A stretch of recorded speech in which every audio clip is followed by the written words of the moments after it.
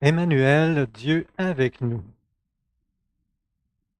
Passage de ce matin est dans Ésaïe. Et à ce moment-là, ça allait vraiment pas bien. La situation était désespérante. Alors, il y a un roi qui vient de décéder et son fils Ahaz devient le nouveau roi. Et au moment qu'il devient roi, son pays puis sa ville, Jérusalem, est sur le point de se faire attaquer. Alors le roi Péka, qui est du royaume d'Israël au nord, et le roi de Syrie, Rétine, un peu plus au nord, ils se sont alliés ensemble pour venir attaquer Juda au sud et Jérusalem, la capitale du royaume de Juda. Alors voici ce qu'on lit dans Ésaïe au chapitre 7. Quand on apprit à la cour du royaume de David que les Syriens avaient pris position en territoire éphraïmite, c'est-à-dire dans le royaume d'Israël, pas très loin, le roi et tous ses sujets en furent secoués comme le feuillage des arbres de la forêt quand ils sont agités par le vent. Autrement dit, ils en shakeaient comme des feuilles. Ça allait pas bien. Alors Dieu a parlé à Isaïe, puis il lui a dit, va voir Ahaz et parle-lui. Alors l'Éternel dit à Isaïe, va à la rencontre d'Ahaz, tu lui diras. Et là, Isaïe lui dit au nom de Dieu, de ne pas avoir peur, de ne pas perdre courage. Et Isaïe lui donne un signe. Quoi que, il lui dit que il ne doit pas craindre ces deux rois-là, qui finalement lui feront pas de mal. Et il lui donne un signe comme de quoi il dit ça va arriver. C'est pourquoi le Seigneur lui-même vous donnera un signe. Voici, la jeune fille sera enceinte. Elle enfantera un fils. Elle lui donnera pour nom Emmanuel, Dieu avec nous. Passage qui est bien connu, qu'on cite souvent à Noël. Isaïe a prophétisé ça 730 ans avant Jésus-Christ. Il a prophétisé. Il y a tellement de prophéties dans le livre d'Ésaïe qu'on dit souvent que c'est le 5e évangile. Maintenant, cette prophétie est donnée comme un signe pour encourager Ahaz et le peuple de Jérusalem. Là, la question que on devrait se poser ici, c'est comment que cette prophétie, voici la jeune fille sera enceinte, elle enfantera un fils, elle lui donnera pour nom Emmanuel, Dieu avec nous. Comment cette prophétie est un encouragement pour Ahaz alors qu'il est sur le point de se faire attaquer? Bonne question, hein? Mais c'est ce qu'on va regarder ensemble. Et juste avant, prions, le Seigneur nous éclaire. Le Père bien-aimé, ta parole, elle est vivante, elle est puissante. Nous te demandons de la rendre vivante et agissante en nos cœurs. Nous te demandons de nous aider à être attentifs, d'être dans des bonnes dispositions pour la recevoir. Te demandons nous qu'elle nous émerveille de ta grandeur, de ta puissance, de ta souveraineté. Nous voulons être dans l'admiration comment tu es un Dieu qui est grand, majestueux, qui est puissant. Nous te demandons que nos cœurs soient touchés pour nous abandonner à toi. En prions au nom de Jésus. Ben, je vais vous donner un petit cours de prophétie. Prophétie, pour pouvoir comprendre la prophétie de Ésaïe 7,14, il faut comprendre le déroulement prophétique qu'il y a dans la Bible. Et ça commence avec Adam et Ève. Adam et Ève vivaient le parfait bonheur dans le jardin d'Éden, une parfaite communion avec leur Créateur, puis l'un avec l'autre. Ils recevaient de Dieu leur compréhension, leur jugement sur toute chose. Mais au lieu de rester fidèles à leur Créateur, ils ont écouté l'ennemi de Dieu, Satan, le séducteur, le menteur, qui a fait croire que Dieu leur cachait quelque chose. Il leur cachait qu'ils pouvaient être comme Dieu. Ils ont écouté Satan et malheureusement, ils ont été plongés dans les ténèbres. Le péché les a séparés de Dieu, un Dieu saint et sans péché. Ils ont été chassés du jardin d'Éden et ils ont fait face aux conséquences de leur choix, la honte, la culpabilité, la douleur, la souffrance. Mais dès ce moment, Dieu a donné à l'humanité une lueur d'espoir. Dans la malédiction que Dieu prononce sur Satan, Dieu annonce ceci: de la descendance de la femme viendra celui qui va écraser la tête de Satan. Façon de dire qu'il allait avoir la victoire totale sur lui et dominer sur lui. Voici ce qu'on lit dans Genèse 3,15. Je mettrai, ici c'est Dieu qui s'adresse à Satan. Il dit, je mettrai inimitié entre toi et la femme, entre ta descendance et sa descendance. Celle-ci, donc la descendance de la femme, celle-ci t'écrasera la tête et tu lui écraseras le talon.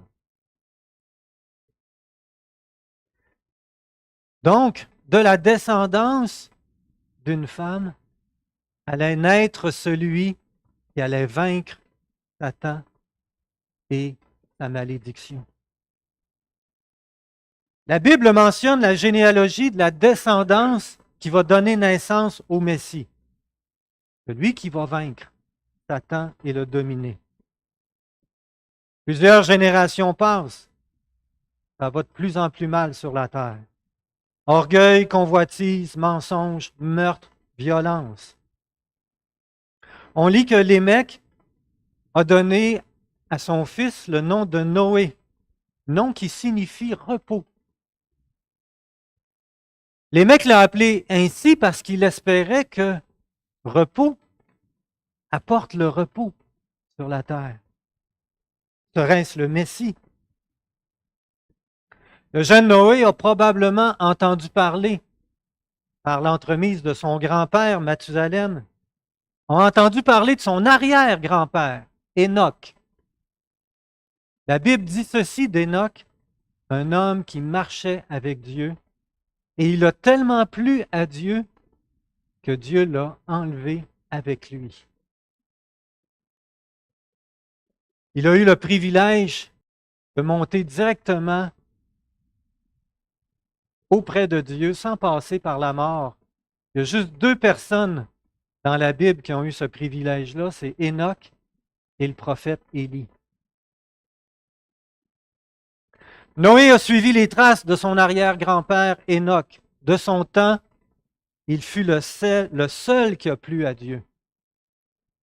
Imaginez, tous les autres, hommes et femmes qui vivaient de son époque, n'étaient que méchanceté et concevaient que le mal. C'est ce que la Bible dit dans Genèse 6,5. On lit que Noé il a eu ses enfants à 500 ans. C'est jamais trop tard pour se marier.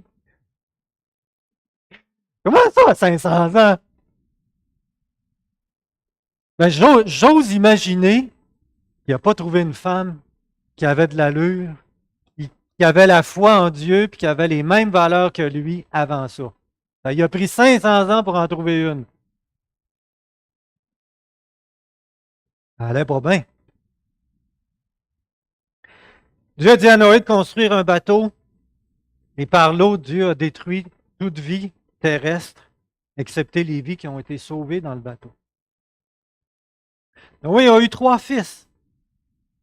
Et de la descendance de Sem vint Abraham. Abraham a plu à Dieu. Et Dieu lui a fait une promesse. Toutes les nations de la terre se diront bénies par ta descendance parce que tu as écouté ma voix. Le mot important ici, là, c'est le mot descendance. Pourquoi? Parce qu'il résonne avec la promesse que Dieu a faite dans Genèse 3,15, que d'une femme naîtrait celui qui vaincrait Satan et la malédiction. Quelques années passent et le petit-fils d'Abraham, Jacob, juste avant de mourir, il prophétise et annonce que de son fils Judas naîtrait un Messie qui serait un roi. Encore une fois, de nombreuses générations passent et de la descendance de Judas est né David qui devint roi en Israël. Dieu fait une promesse à David. Il lui promet que de sa descendance, que sa descendance va être maintenue après lui. Il lui dit ceci: ta maison et ton règne seront pour toujours assurés devant toi. Ton trône sera pour toujours affermi. On lit dans les psaumes, l'auteur a compris de cette promesse, il a dit sa descendance subsistera toujours. Encore une fois, descendance. Les psaumes et les prophètes nous donnent ample détail au sujet du Messie. Évidemment qu'il allait être de la descendance du roi David, qu'il allait être un roi, mais qu'il allait être aussi un sacrificateur éternel dans le psaume 110, rejeté par les hommes dans le psaume 2 et 53, meurtri et souffrant dans le psaume 22 et Ésaïe 53. Et plein d'autres détails qui sont donnés dans les prophètes, là, j'en passe. Il y a près de 300 prophéties qui ont été faites concernant la première venue du Messie. Et on a celle-ci, qu'on a lu tantôt. Voici la jeune fille sera enceinte et elle enfantera un fils. Elle lui donnera pour nom Emmanuel, Dieu avec nous. Je reviens à la question du début. En quoi cette prophétie est un signe pour encourager le roi Ahaz qui se fait attaquer? En quoi ça l'encourage? Le signe de la jeune fille enceinte. Le roi est à Jérusalem. Le peuple avec lui sont réfugiés à Jérusalem. Et là, ils ont peur. L'ennemi est tout près. Ils tremblent comme des feuilles. Et Dieu lui dit de ne pas craindre ces 2 rois-là qui viennent l'attaquer. Et il lui donne pour signe, pour confirmer que ça n'arrivera pas. Il lui dit ceci: la jeune fille sera enceinte et elle enfantera un fils. Elle lui donnera pour nom Emmanuel, Dieu avec nous. Qu'est-ce que ça veut dire? Mais ça veut dire que la descendance que Dieu a promis depuis l'aube des temps, cette promesse que Dieu a faite, qu'il a faite à Abraham, qu'il a faite à David, il est en train de dire: fais-moi confiance, mon petit gars, elle va se réaliser. Ça va arriver comme j'ai dit que ça allait arriver. Ahaz, le roi, est de la descendance de David. Le Messie va être de sa descendance à lui. Alors cette prophétie est en train de dire que le Fils, ton Fils, va régner à Jérusalem, et son Fils après lui, et ainsi de suite. Parce que de cette descendance-là va naître le Messie, celui qui va vaincre Satan, celui qui va être une bénédiction pour toutes les nations, celui qui va vaincre la malédiction et la méchanceté. C'était tout un encouragement.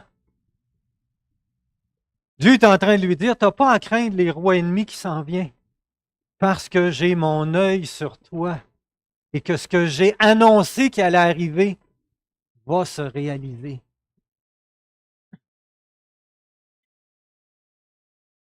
Pensez-vous qu'Ahaz était un roi qui était fidèle à Dieu? Eh bien, pas du tout.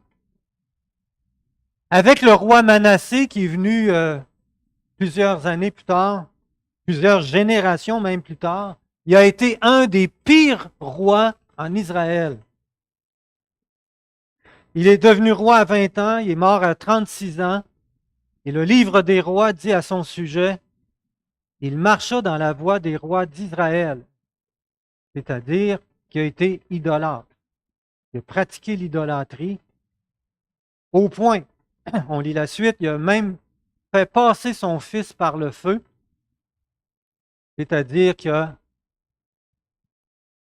fait mourir son fils, brûlé, offert à une idole, suivant les horribles pratiques des nations. Ahaz a commis des choses, a commis des choses abominables aux yeux de Dieu,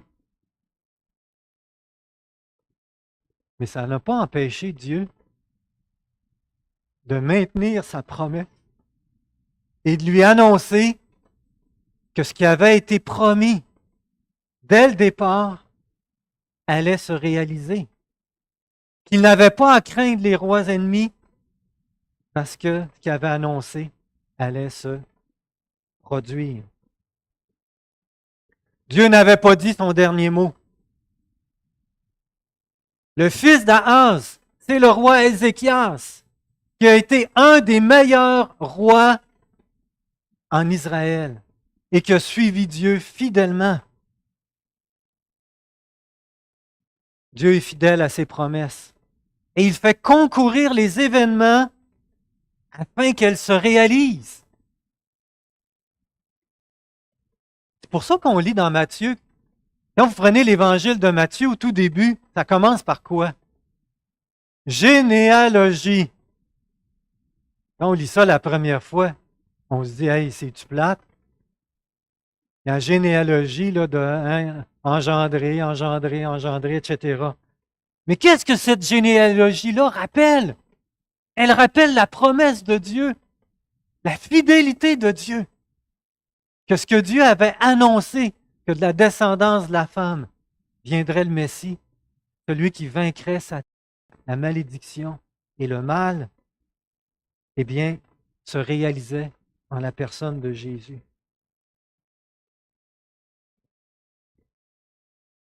Toutes les générations de la tribu de Juda, de la descendance royale de David, chaque femme pouvait espérer mettre au monde le Messie et l'attendait.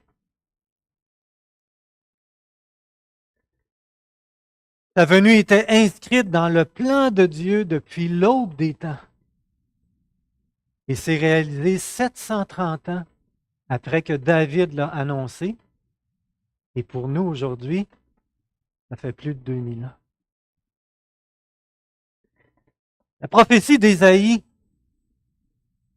rappelait la fidélité et la promesse de Dieu et ajoute un détail extrêmement important.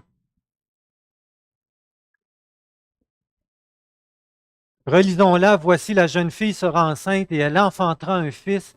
Elle lui donnera pour nom Emmanuel, Dieu avec nous. Elle rajoute un détail hyper important. Emmanuel, Dieu avec nous.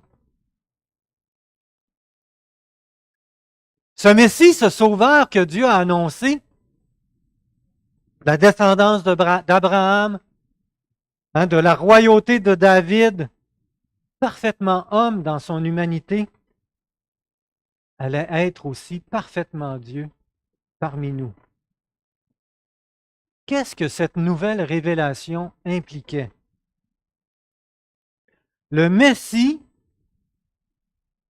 allait être non seulement un homme comme l'un d'entre nous, mais allait être aussi Dieu parmi nous. Le Messie, Dieu avec nous, allait avoir la puissance de Dieu pour vaincre Satan. Allait avoir la puissance de Dieu pour nous délivrer du péché et de toutes ses conséquences désastreuses. Pensez-y un instant. Le Créateur qui a fait toutes choses par sa parole puissante, qui n'existait pas, est venu à l'existence par sa parole, eh bien, est venu naître d'une jeune fille, est venu en ce monde comme un tout petit bébé, sans défense, qui a grandi comme tout être humain et qui s'est manifesté au monde comme étant le Dieu capable de faire des miracles, des prodiges, simplement par sa parole. Sa parole qui guérit les infirmes et les malades. Sa parole qui a autorité sur les cataclysmes de la nature. Sa parole qui a autorité sur Satan et sur les esprits démoniaques. Sa parole qui a autorité sur la mort pour ramener à la vie. Sa propre résurrection qui va porter un coup fatal à Satan et au royaume de la mort. Depuis la chute d'Adam et Ève, le péché a régné sur l'humanité. Le péché, c'est une puissance de rébellion et d'égarement. Une puissance d'égarement et de rébellion contre Dieu. Le péché produit toute forme d'orgueil, de mal, de méchanceté, de corruption. Il mène à la mort et au jugement dernier. Ésaïe a annoncé la puissance et la grandeur du Messie qui allait venir. Non seulement un homme, mais Dieu avec nous, qui va manifester sa puissance parmi nous. Né d'une jeune fille, pleinement homme, mais en même temps pleinement Dieu, ayant la puissance du Créateur pour nous sauver et pour nous délivrer. Es-tu sauvé? Es-tu délivré? Hier, j'ai entendu, mon beau-frère m'a envoyé le lien, un témoignage d'un un rabbin juif, un monsieur d'à peu près dans la cinquantaine, qui a été 22 ans à enseigner la Torah, l'Ancien Testament, puis à s'efforcer de la mettre en pratique fidèlement. Et il raconte dans son témoignage qu'il y a eu un accident d'auto. Il est arrêté à une intersection, puis pouf, il a su par après qu'il y a un camion qui était rentré sur le côté à toute vitesse. Et là, il avait perdu connaissance. Et il est arrivé à l'hôpital, mort cliniquement. Il a été 22 minutes mort. Et pendant qu'il a perdu la carte, il raconte qu'il a vu une lumière éblouissante. Il a senti une présence. Et sans même qu'il soit capable de voir qui c'était, d'identifier qui c'était, il y a un nom qui a sorti de sa bouche, un nom qu'il prononçait extrêmement rarement, c'est celui de Yeshua, en hébreu qui veut dire Jésus. Et là, il a senti un amour, une paix qu'il n'avait jamais connue de toute sa vie, qui l'a rempli, et il a compris, pas par des mots, il a compris instinctivement que ce n'était pas par ses mérites qu'il était sauvé de ses péchés. Ce n'était pas en s'efforçant d'accomplir la loi par ses efforts qu'il pouvait être sauvé de ses péchés. C'était par la grâce en Jésus-Christ, par le fait que Jésus avait donné sa vie pour lui. Il raconte qu'il s'est réveillé 22 minutes après. Là, il entendait les médecins et les infirmières. Il revient à lui, il revient à lui. C'est un miracle. Puis là, personne n'était capable d'expliquer qu'est-ce qui s'était passé. Lui, il commence à parler de Jésus. Et là, ils se disent, ouais, il a perdu la carte pour vrai, lui, là. Il raconte qu'il a été rejeté par toute sa famille. Personne ne le croyait. Pensait qu'il avait viré, mal viré. Finalement, il est allé donner son témoignage dans une église évangélique en Israël. Et à la fin, quand il a donné son témoignage, il y a un monsieur âgé qui est venu le voir. Puis il lui a dit, que tu viens de compter là, c'est pour le partager au monde que Dieu te l'a donné. Et ça, c'était une confirmation de l'appel que Dieu mettait dans sa vie. Jésus lui avait dit, je te renvoie sur terre pour que tu partages ce que tu as vécu à tous. Et il a été complètement transformé. Il a saisi que la pratique de sa religion, ses efforts d'appliquer les commandements de Dieu, ne pouvaient pas le sauver. C'était uniquement la grâce en Jésus-Christ. On a le privilège de connaître cette bonne nouvelle. L'apôtre Paul dit que l'Évangile, la bonne nouvelle, c'est la puissance de Dieu pour le salut de quiconque croit. Cette même puissance qui a créé tout ce qui existe. Cette même puissance qui s'est manifestée en Jésus-Christ, dans ses miracles, dans sa résurrection. Eh bien, c'est cette même puissance qui agit par l'Évangile et qui peut transformer nos vies comme elle a transformé la mienne, celle de plusieurs personnes qui sont ici et ce rabbin juif. Jésus est le Sauveur. Emmanuel, Dieu avec nous. Est-ce qu'il est Dieu avec toi? Est-ce qu'il est ton Sauveur? La Bible décrit que nous avons besoin d'être sauvés à 3 niveaux. On a besoin d'être sauvés de nos péchés passés. On a besoin d'être sauvés de nos péchés à chaque jour que nous commettons. Et on a besoin d'être sauvés du jugement dernier. Sauvés des péchés passés. Jésus dit que le plus grand commandement est d'aimer Dieu de tout son cœur, de toute son âme, de toute sa force et de toutes ses pensées, et son prochain comme soi-même. Qui réussit ça parfaitement? Moi, j'y arrive pas. On n'y arrive pas, personne. Les péchés que l'on fait à chaque jour s'accumulent dans un dossier qui réclame justice et nous condamne. Nous sommes coupables, nous sommes impurs, nous sommes injustes devant Dieu. Nous avons besoin d'être pardonnés. Nous avons besoin d'être purifiés, nous avons besoin d'être déclarés justes devant Dieu. Nous avons besoin d'être libérés de la condamnation. Mais Jésus est venu pour ça.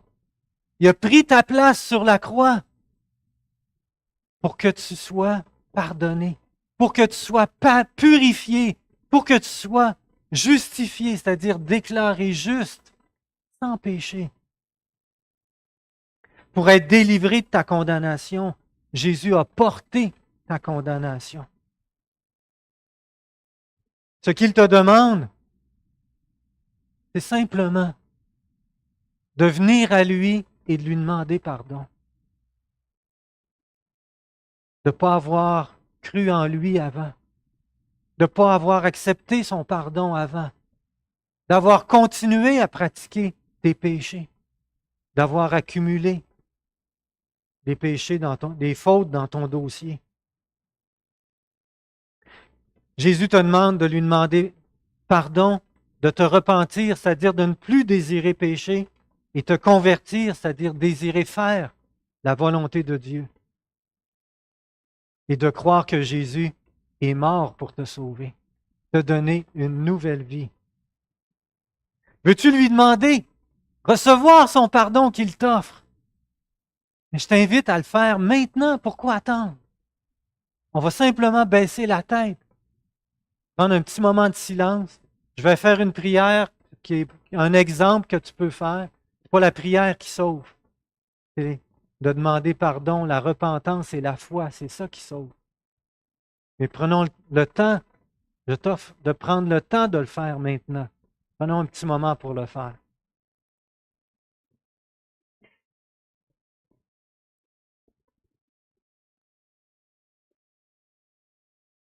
Seigneur Jésus, pardon pour mes péchés.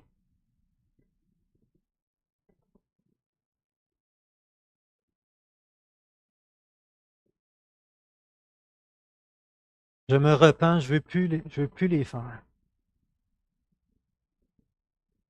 Je veux faire ta volonté.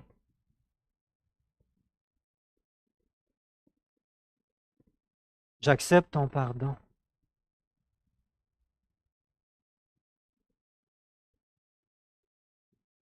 J'accepte que Jésus est mort à ma place. Je crois que Jésus est mort à ma place sur la croix.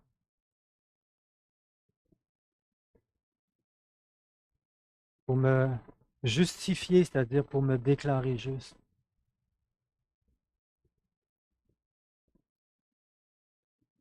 Merci Jésus d'avoir payé le prix sur la croix pour que je sois pardonné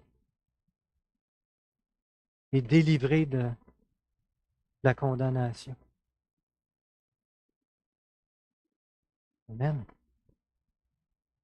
On a aussi besoin d'être sauvé du péché à chaque jour, parce qu'on est tous capables de désobéir à Dieu, de ne pas aimer comme on est appelé à le faire.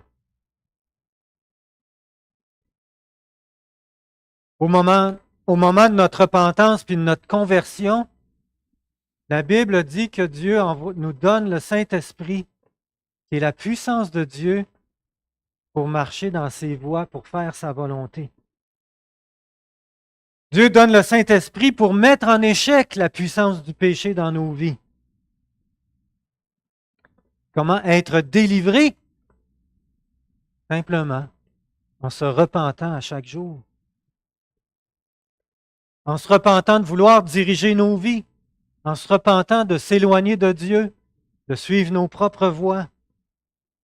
Puis en remettant notre vie au contrôle et à la direction du Saint-Esprit.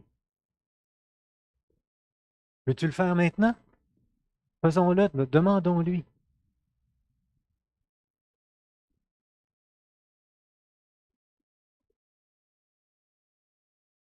Mais Père, je te demande pardon de m'éloigner si facilement de toi, de faire à ma tête, suivre mes propres voies, de commettre des péchés, de manquer d'amour. Je te prie de me remplir ton Saint-Esprit et de me donner ta puissance pour vaincre la puissance du péché.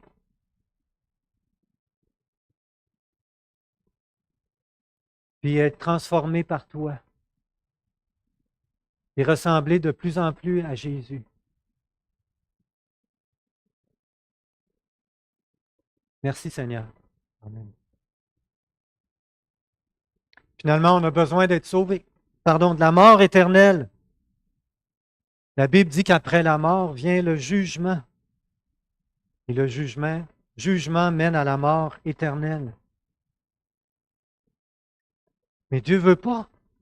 Il ne veut pas que personne aille là. Il dit qu'il a justement envoyé son Fils pour que personne aille là. Jean 3,16, le verset le plus connu de la Bible, dit que Dieu a tant aimé le monde qu'il a donné ou envoyé son Fils unique, afin que quiconque croit en lui ne périsse point, mais qu'il ait la vie éternelle. La vie éternelle ne se mérite pas. Elle ne se mérite pas par nos bonnes actions, même si c'est la bonne chose. Elle ne se mérite pas par notre obéissance au commandement de Dieu, même si c'est correct de faire ça. Elle ne se mérite pas en venant à l'Église et en faisant des prières. Ce n'est pas par nos mérites, mais c'est par les mérites de Jésus-Christ pour nous. Jésus a tout payé pour te donner la vie éternelle qui t'est offerte gratuitement. Ne veux-tu pas la recevoir et avoir l'assurance de vivre éternellement au ciel avec le Seigneur et après son retour sur les nouveaux cieux et la nouvelle terre? Voudrais-tu lui demander, as-tu reçu la vie éternelle? Bien, prenons quelques instants pour que tu aies l'opportunité de la demander. Prions.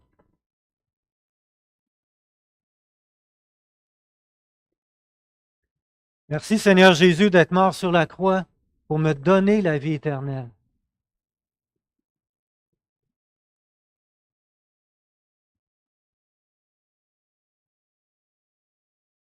Je crois que tu as la puissance d'accomplir ta promesse. Et j'accepte la vie éternelle que tu donnes gratuitement à ceux qui croient en toi.